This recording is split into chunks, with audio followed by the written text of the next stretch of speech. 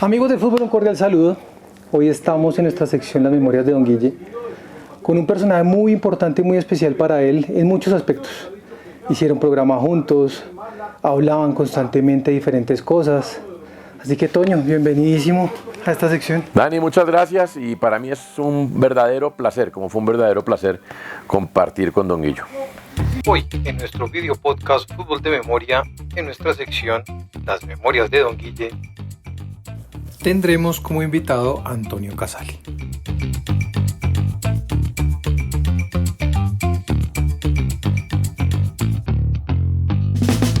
En colaboración con Puntapié. Bienvenidos. Toño, ¿cuáles son tus primeros pasitos por el fútbol? Mis primeros, como todos los de los periodistas, fue pues ser futbolista frustrado. Alcancé a ser parte de una escuela de fútbol que tenía un jugador del Dorado que solamente me lo referenció don Guillermo Ruiz, un costarricense que se llamaba Ulises Alpizar, que vino al Millonarios del Dorado, llegó a jugar a la Universidad Nacional y vino en el mismo avión con Carlos Arturo Rueda C. Esa historia nada más lo contó Ulises Alpizar y la corroboró Guillermo Ruiz. Y yo hice parte de esa escuela, hice parte de la escuela de Luis Jerónimo López como arquero, pero obviamente pues nada que pudiera prometer me cambia el tenis, tampoco lo logré y entonces me dediqué a lo que hacemos los que no pudimos ser. ¿Pero el fútbol lo practicaste aparte de esos días o no? Sí, claro, después fui delantero muy malo del equipo de exalumnos del colegio y jugué torneos de exalumnos y después jugué pues varios de esos torneos. Llegué a ser goleador de un torneo de exalumnos del Emilio Valenzuela. Del Emilio Valenzuela, sí. El viejo fue sí. Él fue, no me acuerdo qué cargo tuvo, pero en el 89, digamos que él tiene un lapso en el fútbol, en el deporte, claro. Y entra ahí con el padre Julio. Con el padre Julio, claro, tu papá estuvo en el Emilio Valenzuela, sí, por supuesto que lo llegué a hablar con él. Ay, qué bonito, eso sí no me la esperé. Sí, bueno, ahí está. ¿Cómo arrancas tu carrera dentro del periodismo y demás? Yo arranqué siempre me gustó el fútbol. Mi hobby era oír programas de radio. Yo recortaba las fotos de las figuras de los partidos de la revista Cronómetro, los forraba en papel contact, los metía en cajas de tic-tac a cada equipo, hacía transacciones con billetes del tío rico, en un tapete arranqué el arco de un futbolín de un lado y otro, los puse ahí y con una pelota de papel aluminio jugaba, narraba y comentaba los partidos. Y trataba de imitar a Jorge Eliezer Campuzano. Y los libros no eran para leer, sino para hacer las tribunas del estadio. Y hacía torneos enteros y me pasaban semanas enteras narrando, comentando y jugando torneos. Maravilloso. Con mi hermana teníamos algo muy parecido. ¿Ah, sí? Sí. Pues como en esa época estaban los álbumes de los 80 y demás, pues obviamente no tenía todas las caritas de esos personajes. Bueno, aquí era la revista Cronómetro, que además la fecha del domingo y el resumen salía el sábado siguiente, un día antes de la fecha del domingo. Entonces tocaba esperarse 8 días para tener el resumen estadístico de la fecha del fin de semana anterior. Mira tú, ¿y ese amor por Millos cuándo nace? Me llevaron a ver a Santa Fe un amigo de mi papá que matriculó como hincha de Santa Fe a mi hermano y él pensó que conmigo era igual y me llevó un clásico y Santa Fe lo iba ganando 1-0, 2-0 y yo no sentía nada. Y en yo vestido de rojo, ¿no? Completo, pero o sea, me acuerdo, pantalón rojo, saco rojo.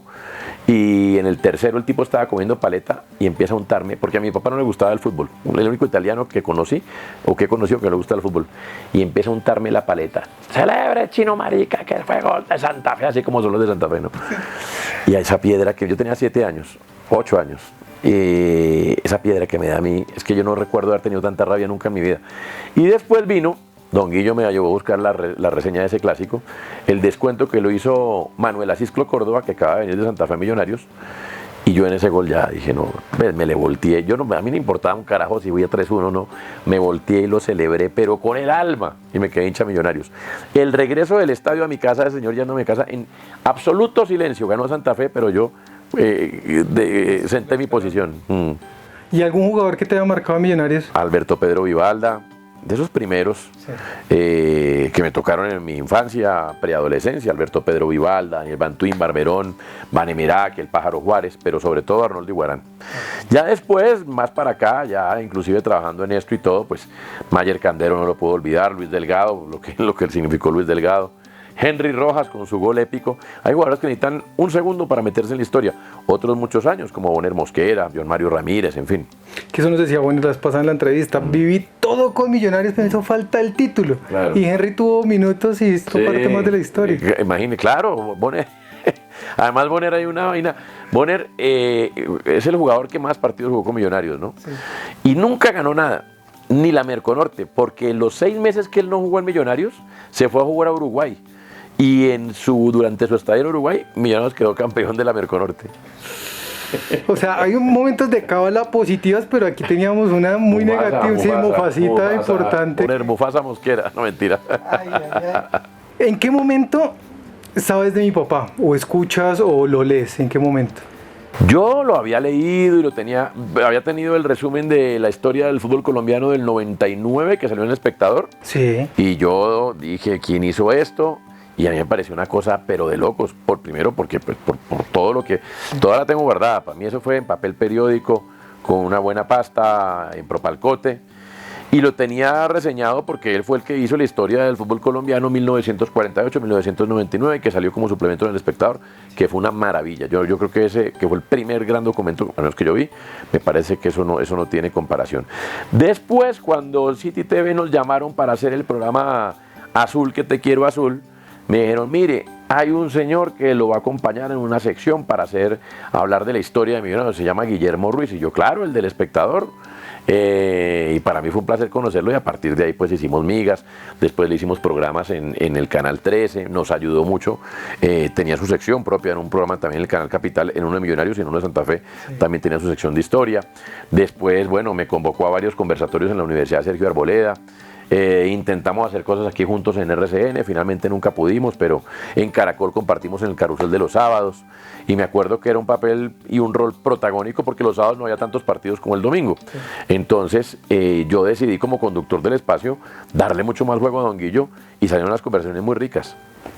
Pero ese primer momento cuando están en Azul que te quiero azul, ¿cómo fue ese primer como choque, por decirlo de alguna forma? Pues yo me sentí muy nervioso, porque era, yo digamos que yo era el disc jockey venido a narrador de fútbol, y era el de Millonarios, pero Don Guillo era una institución, entonces yo me acuerdo que me puse nervioso, y él inmediatamente, como era él, me quitó los nervios con un par de chistes, me por debajió y después me subió y me volvió a bajar y me volvió a subir, todo esto en 2 minutos, y ya quedó sano todo. Y nos fuimos. Me acuerdo que la primera sección que hablamos de la fundación de Millonarios y como esto se grababa en City TV allá en el centro, sí. Y ahí cerca está el San Bartolomé donde se fundó Millonarios, y entonces como dejó de llamarse municipal para llamarse Millonarios cuando el periódico El Tiempo tituló después de un épico triunfo el Club Deportivo Los Millonarios. Entonces nos echó toda esa historia y fue la primera sección que hicimos y a partir de ahí pues todo lo que vino. ¿Tertuliar con mi papá qué tal era? No, una maravilla. No, es que uno tenía que disponer de una tarde entera. Es que era una tarde entera. Es decir, para uno una consulta tenía que disponer de una tarde entera. Inclusive las consultas telefónicas, yo decía, no, tengo que llamar a Don Guillo, lo llamo ahorita no porque no tengo más de 5 minutos, no, más bien lo llamo dentro de media hora que yo tengo 20 minutos. Y entonces eran unas conversaciones tremendas y además con ese buen humor que tenía, o que tiene Don Guillo, porque yo estoy seguro que ahí está vigilante. Tertuleando bastante por allá, que hay varios amigos que nos están juntando. Sí, muy seguidos todos, pero bueno, el caso es que con Don Guillo se conversaba muy bueno, y es que el fútbol al final, pues ¿cuál es la diferencia entre el fútbol y los demás deportes? Que es que el fútbol da para conversar, y él eso lo tenía muy claro. Además lo vivió desde muchas ópticas, ¿no? Desde dirigente, desde psicólogo, desde trabajo jugadores, historiador, en fin, era una locura, una locura. Ese dato que tú dijiste, pucha, este señor se la sabe todas. El de Ulises Alpizar, mi profesor. Porque yo llegué a pensar que Ulises Alpizar nos estaba cañando, a pesar de que en la casa de él estaban los cuadros con Di Stéfano, Cosi. Sí. Y yo, ya cuando le cogí confianza ahí abajo de City TV en un café, le dije, Don Guillo, le va a tener al ángulo. ¿Quién era Ulises Alpizar? Claro, ese llegó con Carlos Arturo Rueda, el narrador, y vino en un avión con no sé qué, llegó a la Universidad Nacional, después los llevaron a Millonarios. Jugó poco porque como si estaba Di Stéfano, Pedernera, pero era un 10 clasudito, tocaba la pelota. Hermano, de verdad, ahí yo dije ya, porque es que nadie lo tenía, ni siquiera Hernán Peláez, que yo había trabajado con Hernán Peláez ya, y él me decía, Ulises Alpizar, no, ese no me suena, pero ese. Y el papá de mi jefe, papá, mi jefe se llama Jorge Roa, y el papá jugó en Tolima, Medellín, Millonarios, y don Guillo lo tenía, pero clarísimo. Y además nos echó un cuento que ni siquiera Jorge Roa sabía. Y le dijo un día a mi jefe, le dijo, tu papá no fue al Mundial del 62 y lo habían convocado porque estaba jugando finales con el Medellín. Ir al Mundial no le significaba plata, quedarse aquí le significaba plata. Y él dijo, yo necesito levantar a mis hijos. Y se quedó jugando con el Medellín y no fue al Mundial. Wow. Quedó Roa, quedó listo ahí petrificado. Es que, o sea, esto es lo lindo, digamos, de este programa. ¿Por qué? Porque recuerdan de una gran manera al viejo. O sea, no hay una tristeza como cuando estaban, jamás, todo entonces era imposible no sacar eso, porque sacar un libro creo que se queda corto con las diferentes cosas que nos fue mostrando. No, esto toca charla o así, que se pueda ver y oír. Además que él nos lo enseñó también, porque es que era tertuliar, hablar, Pues enseñar. Ir a la casa y dice los archivos de la revista. ¿Salió de la revista El Gráfico al fin algún día? Sí. ¿Sí? Salió 2 veces de la revista. Es que, claro, él tenía 2. Qué locura, hermano. O sea, hubo una, la primera vez. 2, o sea, tenía repetida por si acaso. Básicamente, es que sí, él es un coleccionista un poco empedernido. La primera vez que la tuvo, le tocó venderla por una condición económica que tuvimos muy fuerte. Sí. Ese creo que fue el día que más triste lo vi y lloró de una tristeza, pero desconsoladora mal. Sí. Y la última, que fue la segunda colección que tuvo, la tuvo completica, desde el tomo 1 hasta el último, impresa, porque yo fui a Argentina y se les pude traer los últimos tomos impresos porque obviamente no se podían conseguir.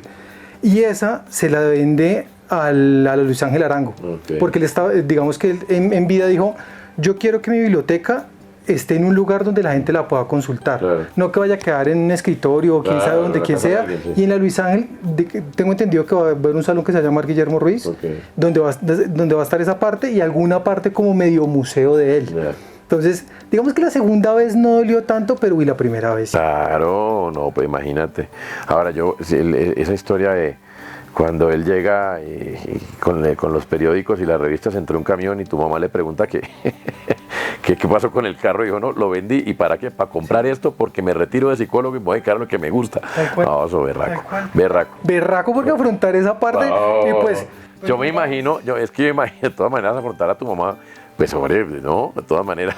Sí, tiene de aquellas bien puestas, porque es que el viejo, la primera vez que coleccionó, el papá le quemó su primera colección. Claro, él contó. Él te la contó a ti. Sí, claro que sí.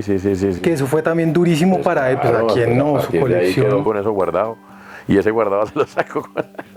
Sí, él dijo que de alguna forma me la tengo que tener, de alguna forma tengo que sacarme esa espinita. Y sí, mi mamá tuvo que, y ya después éramos... Fue la Paganini. Sí, tal cual, ya no buscábamos cuarto para los 3 hijos, sino los 3 hijos y su hijo consentido que era la biblioteca, que día a día fue creciendo de una manera incalculable. Pero bueno, Toño, digamos dentro de siendo hincha de Millos, ¿qué partido de tu vida tú dirías lo expulso o lo saco de la lista? O sea, que no existiera de partido. El partido con América de México de la semifinal de la Copa Suramericana de 2007. Hay un tumbilín más raro además. Tanto el de aquí, que Bedoya termina jugando lesionado, como el de allá, que se jugó en Necaxa, creo. O en Toluca, bueno, y eso estuvo más raro el partido. Ahí hubo manos raras y extrañas, sin lugar a dudas. Ese lo sacaría de tajo, porque hubiera adelantado un proceso ganador muchísimo. El haber jugado una final continental, eso era otra cosa. Eso era otro nivel. Sí. ¿Y tus 3 momentos, digamos, como tus top 3 más épicos, cuáles son?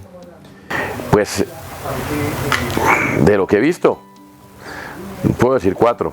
Sin lugar a dudas. Bonus track. El título del el del 87, porque estuve ahí de niño, cuando Juárez la empuja frente a Junior, que esa fue mi primera vez viendo a Millos campeón.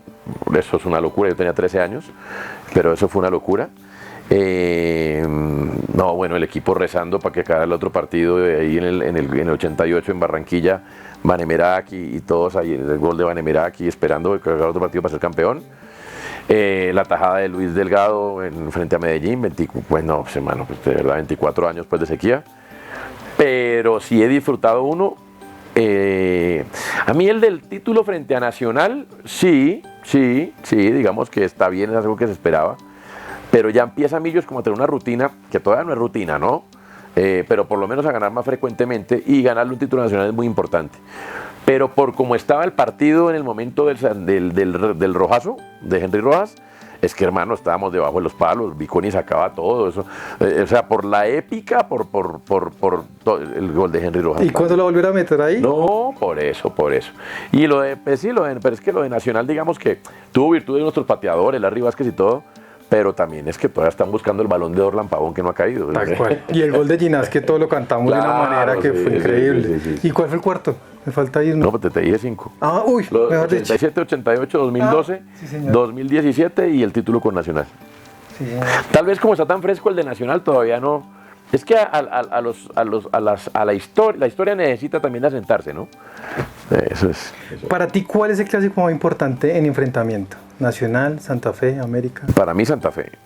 Sí, Santa Fe es el primer clásico del fútbol colombiano, es el de la capital de la República, es el de la... Yo sé que hoy hay muchos hinchas de Nacional y de América en Bogotá, pero al menos de mi generación, o uno era de Millonarios o era de Santa Fe, lo demás no existía. Entonces, no, para mí, personalmente, el Millo Santa Fe. Además fue el primero, ¿no? Esa confrontación con tu papá también. Claro, Desde el primer... con el amigo de mi papá y la cosa. Y bueno, mi papá era italiano, entonces cuando yo llegué, yo me acuerdo que mi papá se sonrió porque mi hermano se llegó de Santa Fe, le importaba un carajo. Me dijo, ¿qué pasó entonces, Santa Fe? Yo le dije, no, Millonarios. Y dijo, ¿y por qué? Entonces yo le dije, ¿qué digo a este man? Y se me ocurrió decirle, porque tiene el uniforme de Italia. Ya, listo. Sí, hay knockout técnico, nada que hacerle. Sí. Digamos, para finalizar, tus top 3 como profesión, como profesional en tu periodismo. Top 3 de... Como de tus momentos épicos también, no sé, ir a un mundial con... No sé. Sí, el primer mundial sin lugar a dudas, y en eso el primer partido, en Múnich en 2006, en Alemania-Costa Rica, o sea, llegar a cubrir un mundial, no sé, yo antes tenía sueños a largo plazo y ese fue tal vez de los primeros cuando arranqué en esto. Okay. Otro cumplido fue cuando un día me llama Hernán Peláez a su oficina en Caracol Radio de Palo Quemado, y me llama y me dice, me hace 2 preguntas del 82, 83, como yo jugaba a los degollados, que era lo que le decía, me la sabía, dígame 2 jugadores del Quindío del 85, y yo, Jorge Raigosa, y dije cualquier cosa. Me dijo, es que el otro año no va a estar la polémica, sino que va a estar Goles y Maestros derecho, yo voy a hacerlo con Iván, y usted se siente capaz de volar la piedra, Iván, y yo, pues sí, claro, pues hágale. Yo estaba en musicales, en aquella época ya había arrancado Rock and Roll. Ese día, hermano, el programa a las 8 de la noche, toda la tarde estaba yo en mi turno en los 40 principales, tal vez, o en Radioactiva, vomité, tuve diarrea, faltando 5 minutos yo daba vueltas, entré pálido a ese estudio, pero pálido. Y bueno, ya arrancó algo importante, pero que Hernán Peláez me llamara a mí para hacer un programa al lado de él, sin yo, o sea, a duras penas yo lo saludaba cuando nos pasábamos de lado, no, pues para mí eso era demasiado. Y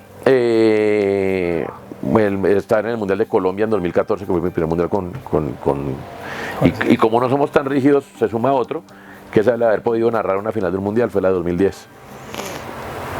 Que eso tiene un matiz, el día anterior voy yo a hacer un trabajo de reportería a ver cómo era el hospitality, cómo estaba el montaje de Shakira, no fui a nada más, quedaba muy cerca del centro de prensa, el Soccer Stadium en Johannesburgo, y terminando mi trabajo, que no había ningún periodista, yo entré al estadio, no sé cómo entré, porque llegué a ver si podía entrar y estaba abierto, y pues entré, subí, eso que ya se ido todo el mundo, eran que 7, 8 de la noche, y cuando voy bajando veo que van saliendo unos tipos con sudadera azul oscura, yo, marica, España, y me bajé las escaleras, las tribunas, y me puse ahí al lado del túnel, y me pillo a Andrés Iniesta poniéndose los guayos, pero ahí, o sea, como donde está la cámara, Iniesta. Y me dice, ¿y tú qué? Yo le digo, no, yo soy colombiano. Me dice, ¿vienes a ver lo de Shakira y Piqué? Y yo, no, pues, y ¡ping! Noticia yo. No, pues a ver el montaje de Shakira. Y me dice, bueno, no, aquí estamos concentrados, ni celular nos deja el mister. Y yo, no, claro, Iniesta, pero yo decía, ¿será que le tiro una entrevista o algo? Pero también yo decía, no, seguro me sacan, porque ellos estaban súper, no podían tener ni celulares ni nada. Y dije, no, más bien me quedo hablando de fútbol con este man. Entonces le dije, ¿y qué? Hay muchos nervios. Y me dijo, pues fíjate, la final de un mundial, hace 6 meses me quería morir.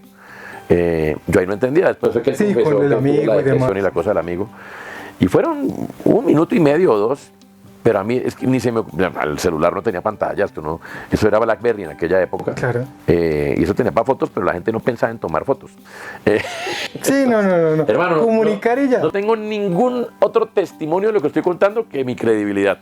Pero hablé 4 minutos con Iniesta mientras se amarraba los guayos de cara al último entrenamiento antes de la final del Mundial. O sea, la última charla previa al Mundial te la hizo ahí a ti suavecito. Pues sí, es que no había ni me dijo que además habían cambiado el horario de entrenamiento para que no llegara la prensa, que yo como había llegado ahí. Hermano, o sea, un arepazo de nada. Sí, diosidencias. O sea, toda la prensa de España esperando ver al equipo entrenar, hablar con alguno y yo hablando con Iniesta, pero como si estuviéramos hablando. Cafecito. Ya el otro día el man se hace el gol del Mundial, no. Sí. O sea, no es la anécdota, es la anécdota. Claro, o sea, sí. no. Ahora, no tengo ningún otro testimonio que el mío. Sí, porque no, que te vio Shakira, no. Estuviste con, tampoco. No, nada. Y llamar a Andrés. Me llevé la noticia de Piqué y Shakira. Eso Bueno. sí, que ahí todavía no era rumor. Ahí el rumor comenzó al otro día cuando cantó Shakira, que estaba en la boca del túnel Piqué mirándola. Bueno, entonces hay una fuente medio que puede decir, sí, usted estuvo como por ahí.